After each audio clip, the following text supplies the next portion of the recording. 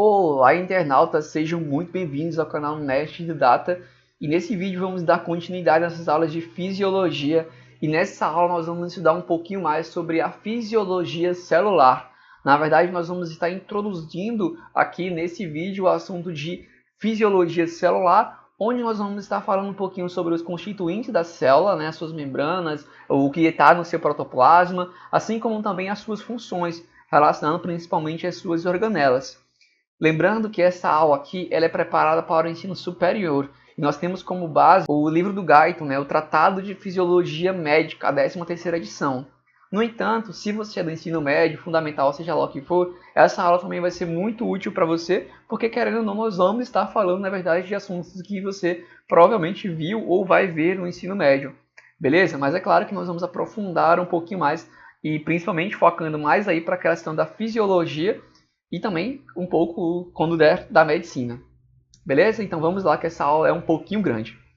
A minha primeira pergunta que eu gostaria de fazer para vocês é por que nós devemos estudar as células?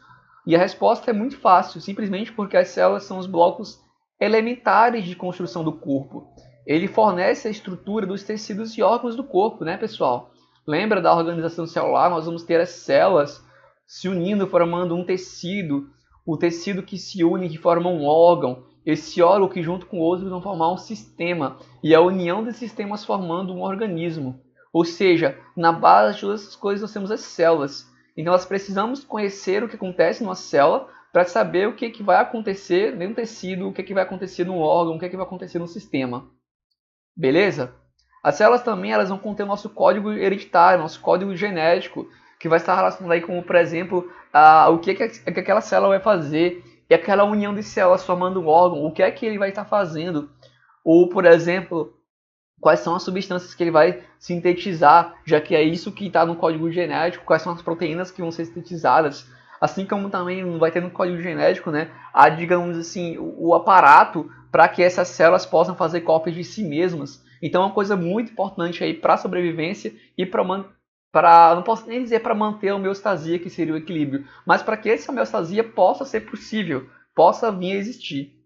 Então, como eu já disse para vocês, nós vamos estar estudando aqui a organização básica de uma célula, né, e as suas funções, as funções de seus componentes. Bom, então aqui eu gostaria de vocês fixassem aqui nesse textozinho, onde eu vou falar um pouquinho para vocês com relação ao protoplasma.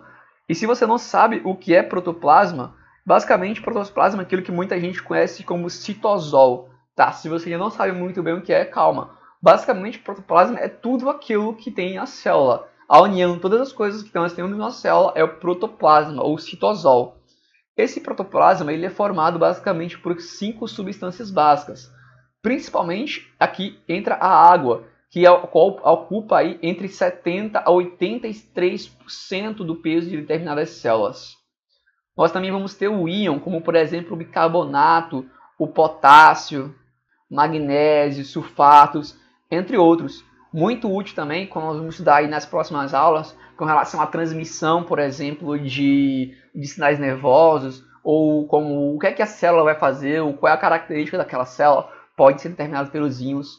Nós também vamos ter aqui uma grande parte das proteínas, que pode estar representando aí até 20% do peso de uma célula de proteínas. Nós vamos aqui ter basicamente 2 tipos de proteínas, as estruturais e as funcionais. As estruturais basicamente vai estar formando o citoesqueleto das células em forma de microtúbulos, aquilo que vai dar sustentação para a célula. E as funcionais são a grande representatividade, né, pelas enzimas, que basicamente vai estar aí catalisando, acelerando reações ou fazendo com que determinada reação aconteça, sendo muito útil para o metabolismo da célula. E falando de metabolismo, nós não podemos esquecer de energia e, claramente, do nutriente. E quando nós falamos de nutriente, pense logo em carboidrato. Ou melhor, pense logo em glicose, que é a nossa grande fonte, né, da energia, nosso grande nutriente. E quando a gente fala de glicose, quando você pensa que não tem muita glicose aqui dentro, na verdade, basicamente vai ter muita glicose no líquido extracelular. Essa glicose entra e nós vamos estar utilizando essa glicose como uma forma de nutriente, né, para gerar energia.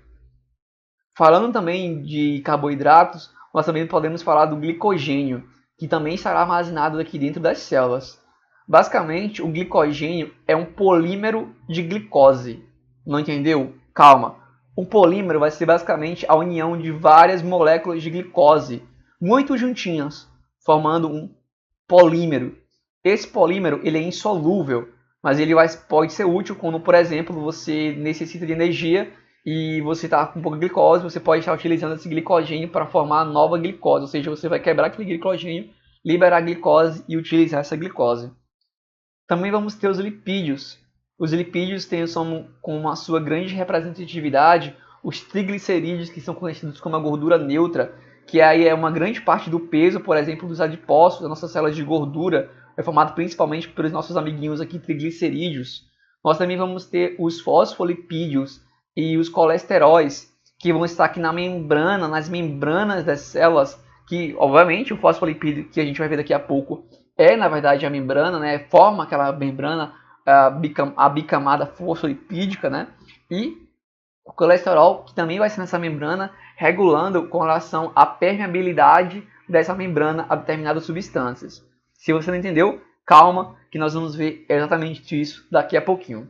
Bom, aqui no desenho é uma pequena estrutura da célula, mostrando aqui superficialmente, onde nós vamos encontrar o citoplasma, que vai estar dentro dessa membrana celular ou membrana plasmática. Nós vamos ter essa membrana nuclear delimitando aquilo que nós chamamos de núcleo, que é o nucleoplasma aqui dentro. E nós também vamos ter o nucleolo, que basicamente vai ser a união de um monte de RNA, como vamos ver também mais à frente desse vídeo.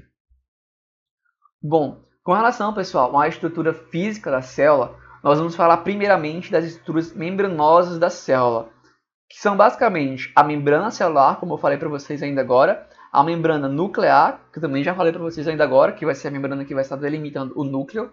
O núcleo, lembrando, onde vai estar, digamos assim, condensado, né, arrumadinho ali, o material genético, ou seja, o DNA, o RNA. Nós vamos ter a membrana do retículo endoplasmático e as membranas da mitocôndria, dos lisossomos e do complexo de Golgi, ou complexo golgiense, esses organelas aqui, que nós vamos falar agora no vídeo, dando continuidade aqui. Mas antes, eu gostaria que vocês dessem uma breve observada aqui nessa imagenzinha, que é um pouquinho melhor do que a outra, mostrando um pouco mais a célula, uma tentativa de fazer uma tridimensão aqui. Nós temos os microtúbulos, os grânulos de secreção, nós temos os centríolos, os cromossomos de DNA, o nucleolo, como nós vimos ainda agora, o glicogênio, olha cá o glicogênio que eu falei para vocês, que são os polímeros de glicose, os ribossomos, lisossomos, complexos golgienses, que provavelmente você já viu isso na sua sala de aula de ensino médio, mas essa aula nós vamos tentar rever essas coisas de uma forma um pouquinho mais aprofundada, como eu disse anteriormente. Bom, então falando da membrana celular inicialmente, né, nós vamos ter que a membrana celular é uma estrutura fina, flexível e elástica, de 7,5 a 10 nanômetros de espessura, bem fininho. Ela é basicamente composta, né, quase totalmente de proteínas e lipídios. Bom, e aqui é uma imagenzinha desta membrana celular, ou membrana plasmática, seja lá como você prefere chamar. Aqui, pessoal, veja cá, nós vamos ter os fosfolipídios que eu falei para vocês ainda agora. Aqui nós vamos ter, por exemplo, vários tipos de proteínas. Nós vamos ter proteínas integrantes, nós vamos ter proteínas periféricas e nós vamos ter, como eu disse, a bicamada lipídica. Essa barreira lipídica ela é basicamente formada por fosfolipídios, esfingolipídios e colesterol. Esses fosfolipídios é esse aqui que nós estamos vendo aqui. É basicamente assim, é como se tivesse uma cabecinha com duas perninhas. Essa parte aqui, que é o fosfato, ela é hidrofílica, ou seja, ela tem afinidade pela água, enquanto essa parte aqui ela é hidrofóbica, ou seja, ela não gosta de água, ela tem fobia à água. Então, basicamente, se tivéssemos um monte dessas coisinhas soltas, elas se organizariam da seguinte forma: uma encontraria a outra, ou seja, nós temos aqui duas substâncias que são hidrofóbicas juntinhas e as partes hidrofílicas aqui em lados opostos, digamos assim. E aqui, obviamente, nós teríamos substância a água, né? Como por exemplo o citosol, que é basicamente água, como vimos anteriormente. Então nós teríamos essa parte aqui hidrofílica voltada para a água, enquanto a hidrofóbica voltada para si mesma. Então nós formando, né, essa bicamada fosfolipídica. Essa bicamada, lembrando que ela é móvel, tá? Não pense numa coisa estática, ela é móvel. Com relação às proteínas integrantes, que eu falei para vocês, basicamente nós vamos ter 3 tipos de proteínas integrantes. Nós vamos ter as proteínas que são canais, ou seja, digamos que você tem aqui uma substância que seja hidrofílica. Pessoal, essa substância hidrofílica não conseguiria atravessar essa barreira fácil. Por quê? Porque essa barreira aqui tem lipídio no meio. Então, para uma substância que seja hidrofílica, ou seja, ela não se bate muito bem com a substância hidrofóbica, passar por aqui, ela precisa do auxílio de uma proteína, que são proteínas canais, que podem ser canais para substâncias ou canais para íons. Mas normalmente alguns íons vão conseguir passar diretamente pela membrana. Deixa eu apagar aqui que está muito poluído. Bom, nós também vamos ter proteínas carreadoras dessas proteínas integrantes. Lembrando que ela é integrante porque ela vai de um lado até o outro da membrana aqui. Essas carreadoras basicamente vão ser proteínas que vão encaixar a substância aqui, vai chegar uma substância, essa substância vai encaixar, essa proteína vai mudar a conformação e vai deixar com que essa substância passe. É basicamente isso. E isso pode ser, por exemplo, através de um transporte ativo, ou seja, com gasto de energia contra o gradiente de concentração, como vamos ver em aulas futuras, como por exemplo a clássica bomba de sódio-potássio. Beleza? É uma proteína carreadora. Nós também vamos ter proteínas receptores. Por exemplo, digamos que essa proteína aqui integral, ela seria uma proteína receptora. Aí chegaria determinada substância aqui, como por exemplo um hormônio, e essa proteína mudaria de conformação e ativaria, por exemplo, alguma enzima aqui dentro ou alguma outra proteína aqui dentro da célula. Talvez, né, aqui estou fazendo o contrário, né, pessoal? Aqui na verdade é o líquido extracelular e aqui é o líquido intracelular. Então seria o contrário, né? Chegaria uma substância aqui, mudaria a conformação, né, da carregadora e ela passaria. Na receptora, ela poderia dar algum tipo de sinal aqui dentro, fazendo, por exemplo, uma cascata aqui dentro da célula, através de segundos mensageiros, como vocês vão estudar bastante, por exemplo, até aqui na fisiologia, mas principalmente em farmacologia, caso vocês paguem no futuro. Nós também vamos ter as proteínas periféricas. Essas proteínas periféricas, elas basicamente funcionam como enzimas ou como controladoras do transporte de substâncias através dos poros, ou seja, através dessas proteínas canais aqui da membrana celular. Então, basicamente, essas proteínas periféricas estarão quase sempre associadas às proteínas integrantes e vão estar trabalhando juntas para exatamente fazer com esse controle de quem passa e de quem não passa, ou como é que ele vai passar, qual substância vai passar, qual concentração, e ela vai estar fazendo esse trabalho como uma enzima aqui dentro.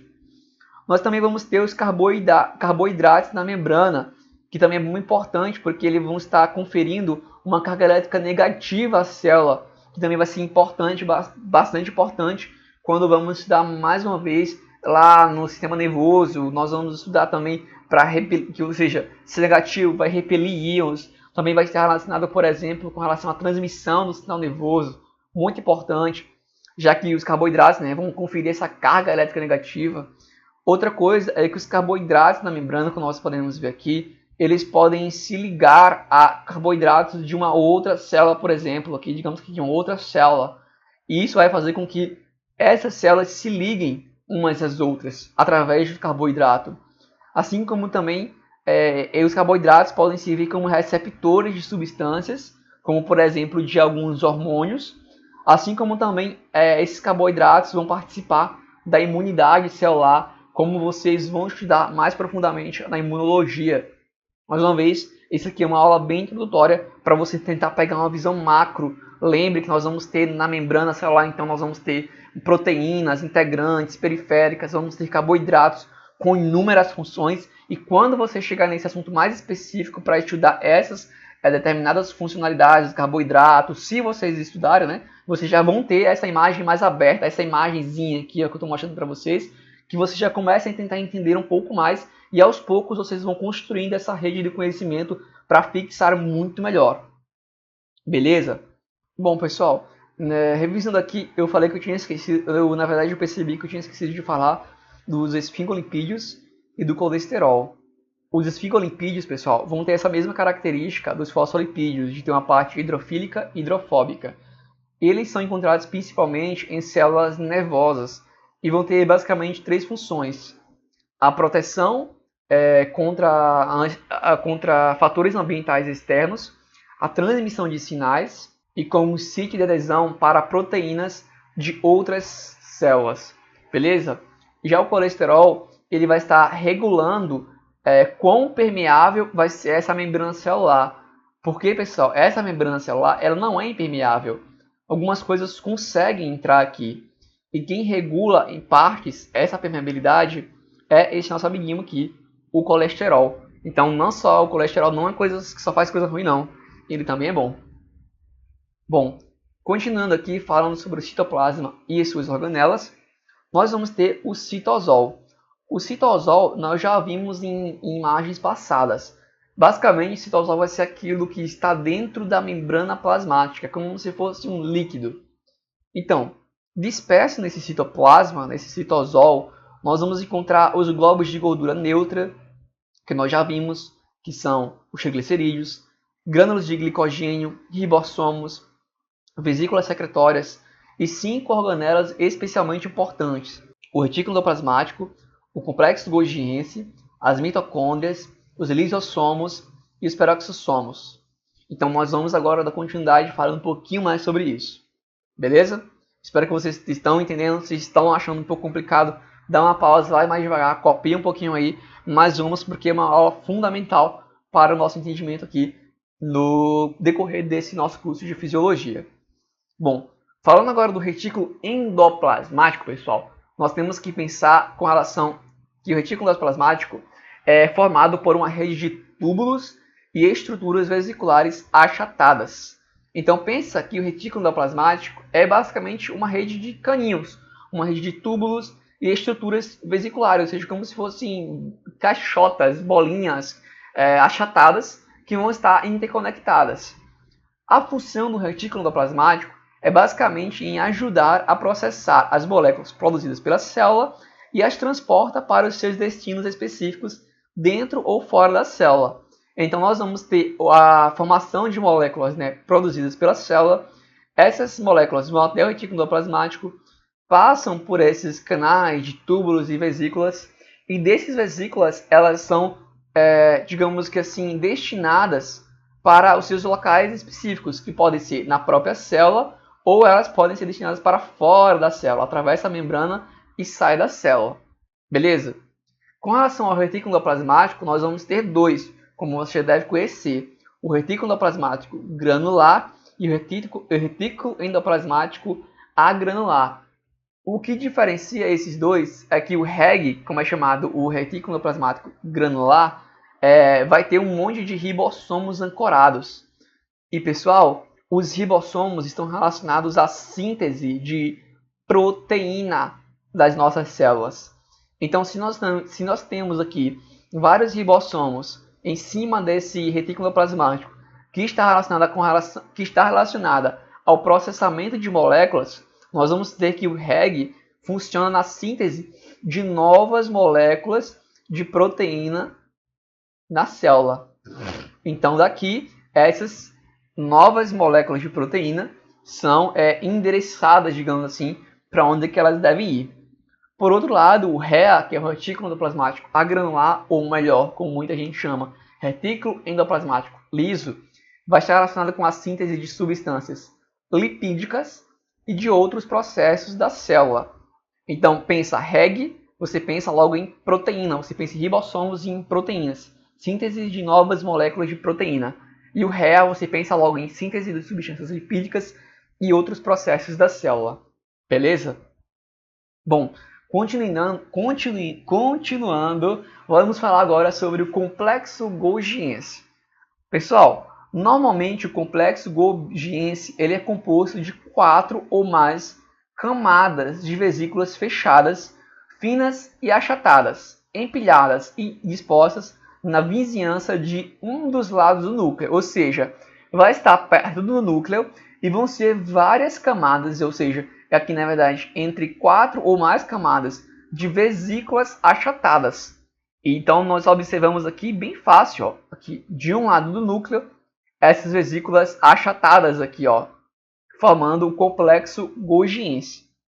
O complexo golgiense ele está intimamente relacionado ao que nós acabamos de ver, ao retículo endoplasmático, porque basicamente eles funcionam assim. As substâncias que vêm do retículo endoplasmático, elas vão ser processadas nesse complexo de Golgi, ou seja, elas saem aquelas substâncias, né? Elas são endereçadas através dessas vesículas aqui do retículo endoplasmático, tá? O retículo endoplasmático vai soltando aquelas substâncias que eles processaram, que eles arrumaram bem direitinho em vesículas. Essas vesículas, né, que vêm aqui para o complexo de Golgi, são endereçadas para ele, chega no complexo de Golgi e aqui ele pode formar outras organelas da célula, como por exemplo os lisossomos, vesículas secretórias e outros componentes citoplasmáticos. Então nós tínhamos aqui, por exemplo, a síntese de proteínas, a síntese de substâncias no retículo endoplasmático, que vai para o complexo de Golgi, me desculpe, e aqui ele vai estar, digamos assim, que processando essas moléculas, formando os lisossomos, vesículas secretórias e outros componentes aqui da nossa célula. Show de bola? É por isso que ele tem uma intimidade com esse retículo endoplasmático. Então você pensa que, por exemplo, que o complexo de Golgi talvez seja o grande armazenador, o grande processador, enquanto talvez aqui o retículo endoplasmático seja a grande fábrica, digamos assim. Bom, então basicamente aqui o retículo endoplasmático vai estar sintetizando, né, novas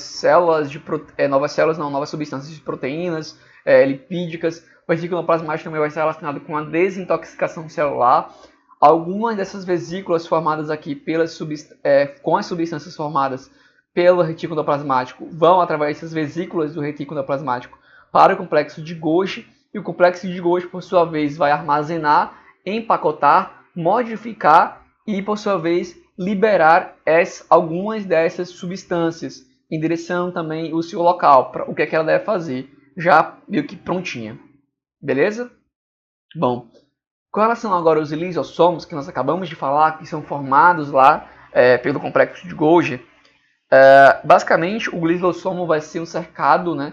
Ele é cercado, melhor dizendo, por uma membrana de dupla camada lipídica, ou seja, também vai ter uma membrana do lisossomo, e contém grande número de pequenos grânulos, de 5 a 8 nanômetros de diâmetro, que são, olha, agregados proteicos com até 40 diferentes enzimas hidrolases, que são enzimas digestivas. Então eu nem preciso falar para que é que o lisossomo serve, né? É claro que ele vai constituir o sistema digestivo intracelular por causa dessas mais de 40 ou até 40 diferentes enzimas hidrolases. Beleza? Bom, basicamente os lisossomos eles vão estar digerindo, né, estruturas celulares danificadas, partículas de alimentos que foram ingeridas pela célula e materiais indesejados, como por exemplo as bactérias. Os lisossomos podem se fundir, como por exemplo com os fagossomos, que pode ter uma bactéria dentro, formando o fagolisossomo. Nisso, essas várias enzimas hidrolases são liberadas e podem matar esse micro-organismo, como por exemplo uma bactéria, assim como também ele pode estar digerindo, né, esses alimentos, partículas de alimentos, né, que foram ingeridos pela célula, assim como também outros materiais indesejados. Show de bola? Então, quando você pensa em lisossomo, você deve pensar em digestão celular. Bom, já os peroxossomos, eles se parecem bastante com os lisossomos, mas eles não são exatamente lisossomos, pois acredita que eles são formados por autorreplicação ou brotamento do retículo endoplasmático agranular. Enquanto os lisossomos, como nós vimos, eles vinham lá, né, como se fossem vesículas formadas pelo complexo de Golgi. Os peroxossomos não. Eles estão relacionados, né, eles são formados por autorreplicação ou brotamento do retículo endoplasmático agranular, direto. Os peroxossomos, eles contêm oxidases que combinam, olha, o oxigênio com o hidrogênio para formar o peróxido de hidrogênio, o H2O2. O H2O2, por sua vez, ele é oxidante e o uso, né, juntamente com a catalase, que é presente nos peroxossomos, né, essa enzima, a catalase, vai oxidar muitas substâncias que poderiam ser tóxicas para a célula. Então, os peroxossomos vão estar relacionados com a desintoxicação ou evita a intoxicação celular. Por exemplo, são os peroxissomos bastante presentes nas células hepáticas que está relacionado com a desintoxicação alcoólica. Se não fosse o peroxissomos, o álcool poderia destruir o nosso organismo. E são esses camaradinhas aí que estão relacionados com essa desintoxicação com álcool, porque eles são bastante presentes lá no nosso fígado. Inclusive, né, o fígado exatamente tem essa grande característica de ser esse órgão que vai estar relacionado com a desintoxicação, né, com o metabolismo, com a transformação das substâncias. E, em grande parte, é responsável por esses peroxissomos que vão estar aí oxidando, né, substâncias. E com certeza, se você oxida uma substância, normalmente ela deixa de funcionar. E é por isso que ela deixa de ter, por exemplo, o seu efeito tóxico. Show de bola? Entendeu? Então vamos continuar. Falando agora das mitocôndrias. E pessoal, deixa eu fazer um adendo aqui. Essa aula realmente é um pouquinho grande, mas eu peço que vocês tenham paciência, que vocês anotem e que vocês tentem acompanhar aqui ao pouco com atenção. Que logo isso aqui acaba, é quase uma revisão, né? Uma coisa ou outra talvez aqui eu esteja acrescentando, mas no geral uma coisa que você já viu. Por exemplo, quando a gente fala de mitocôndria, vocês sabem logo que a gente vai estar relacionados com a energia. Normalmente nós dizemos que a mitocôndria é uma fábrica de energia, mas na verdade as mitocôndrias vão estar extraindo energia dos nutrientes. As mitocôndrias elas variam bastante em número. Podemos encontrar menos de 100 por célula, até mesmo milhares por uma célula. Isso varia bastante de acordo com qual célula nós estamos falando. Se for uma célula, por exemplo, um miócito, né, um músculo do músculo cardíaco, uma célula do músculo cardíaco, vamos ter muitas mitocôndrias. Por quê? Porque aquela célula ela precisa de muitas mitocôndrias. Ou, por exemplo, quando você começa a praticar exercícios, você começa a fazer exercícios frequentemente, aquele músculo que antigamente era mais parado, agora ele precisa de mais energia. E você começa a ter, por exemplo, um crescimento no número de mitocôndrias para gerar essa energia necessária para que aquela sua célula muscular trabalhe de boa. Bom, as mitocôndrias, né, vão ter enzimas. Essas enzimas que ficam na matriz, elas trabalham em conjunto com as enzimas oxidativas das cristãs. E aqui passa para essa imagenzinha, ó. As enzimas da matriz, ou seja, essa parte aqui de dentro, digamos assim, trabalham em conjunto com as enzimas oxidativas das cristas, que são essas dobras aqui da membrana interna. Lembrando que a mitocôndria vai ter uma membrana externa e uma membrana interna. Talvez aí em um futuro próximo apareça uma aula aí só sobre as mitocôndrias, falando como é que funciona isso, porque é muito espetacular, é bem legal essa relação da formação de energia, que provavelmente você vai ver aí quando for estudar bioquímica, uma matéria muito difícil, mas é muito legal. Então, essas enzimas vão trabalhar juntas, oxidando nutrientes, gerando o nosso amiguinho gás carbônico, água e aquilo que nós precisamos, a energia, né? Que é utilizada para formar a nossa molécula energética, o ATP, adenosina trifosfato. Então, formou a energia, é aquilo que a gente queria. É por isso que nós chamamos que a mitocôndria é a nossa fonte de energia celular.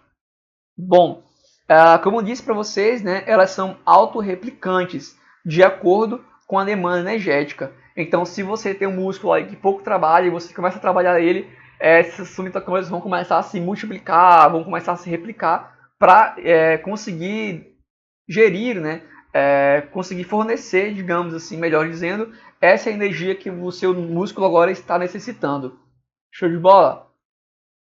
Bom, vamos aqui prosseguindo finalmente para o final dessa longa aula, falando um pouco sobre o citoesqueleto celular, que é basicamente formado por filamentos e estruturas tubulares das células. O esqueleto celular é uma rede de proteínas fibrilares, geralmente organizadas em filamentos ou túbulos, ou seja, fios ou tubinhos, tá? Isso aqui era para ser um tubo, meu desenho é horrível aqui no mouse.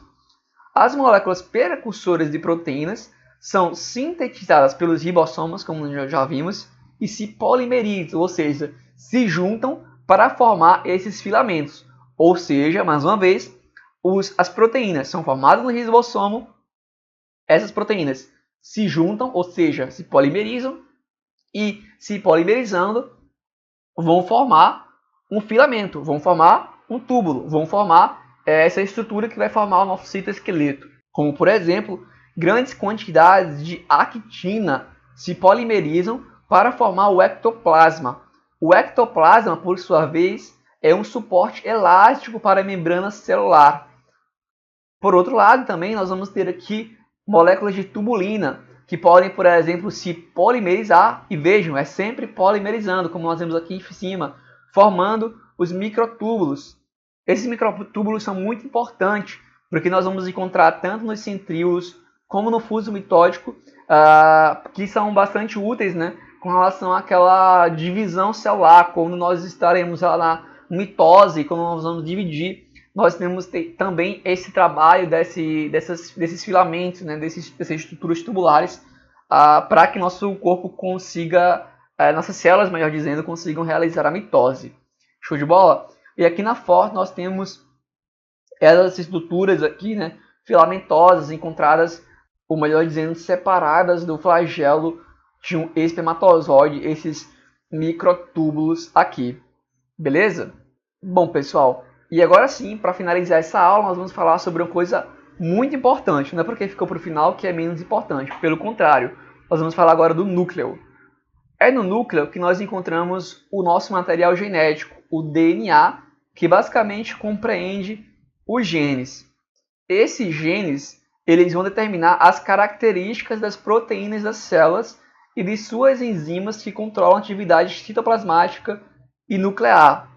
Ou seja, nos genes, nós vamos ter como se fosse um alfabeto que diz produza determinada proteína. Aí vai continuar o alfabeto, produza determinada proteína.